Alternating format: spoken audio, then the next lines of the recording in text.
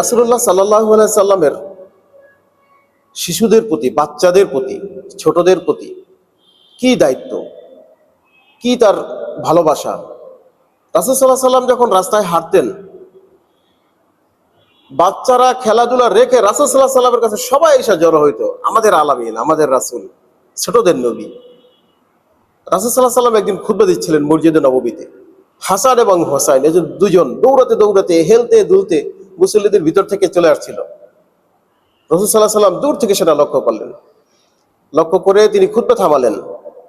থামিয়ে হাসান এবং হোসাইনের দুই হাত ধরে রাসূলুল্লাহ সাল্লাল্লাহু আলাইহি সাল্লাম মসজিদের মেম্বারে গিয়ে দাঁড়ালেন। দুই পাশে দুইজনকে বসিয়ে বাকি খুতবা দিলেন। সুবহানাল্লাহ, কি উদার রাসূল সাল্লাল্লাহু আলাইহি সাল্লাম ছোটদের প্রতি, বাচ্চাদের প্রতি। এখন হয়তো বলবেন এই দুইজন তো রাসূল সাল্লাল্লাহু আলাইহি সাল্লামের নাতি ছিল, তাই না? কিন্তু রাসূল সাল্লাল্লাহু আলাইহি সাল্লাম তার একজন পালক পুত্র ছিল, হযরত যায়েদ রাদিয়াল্লাহু তাআলা আনহু। জানেন তো তার কথা?